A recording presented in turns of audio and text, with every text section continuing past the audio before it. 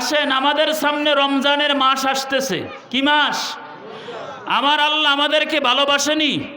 এই কথা কন না কা? কেমন তারা ভালোবাসে শুনেন। আমার আল্লাহ বলেন, ইয়া আইয়ুহাল্লাযীনা আমানু কুতিবা আলাইকুমুস সিয়াম কামা কুতিবা আলাল্লাযীনা মিন ক্বাবলিকুম লাআল্লাকুম তাত্তাকুন। জোরে কোন সুবহানাল্লাহ। হে ঈমানদারগণ, আমি তোমাদের উপর রোজা ফরজ করেছি।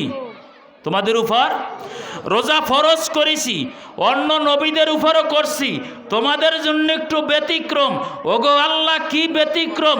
কয় অন্য নবীদের আমলে কারো আমলে 6 মাস ছিল, কারো আমলে 3 মাস ছিল, কারো আমলে 2 মাস ছিল, আমি তোমাদের আমলে 1 মাস রাখছি। ওগো আল্লাহ, কি ব্যতিক্রম! তাদের জাবানায় গুনাহও লেখা হইতো, নেকিও লেখা হইতো, তোমাদের জাবানায় তোমার বন্ধুর আমার বন্ধুর খাতিলে তোমাদের নবীর কারণে কি রমজান মাসে বাউ সাইডের ফেরেশতারে ব্রেক করে দিছি, তারা গুনাহ লিখবে না, শুধু নেকি লিখবে। আরো জোরে বলেন।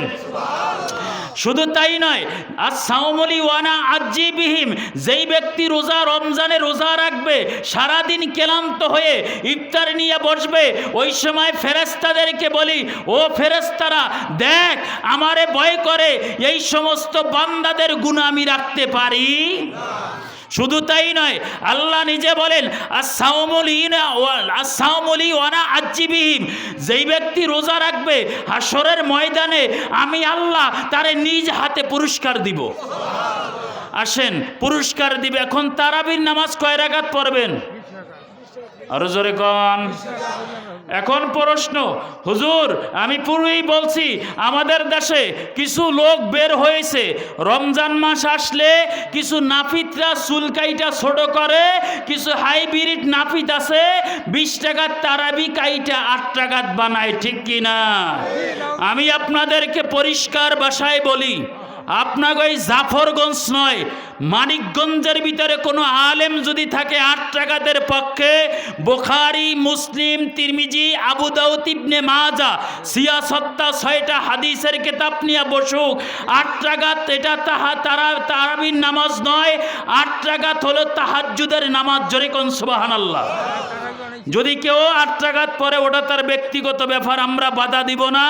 আমরা 20 টাকাত পড়ব, আমাদের সামনে যদি নাক গলায় তারে আমরা সাইরা দিব।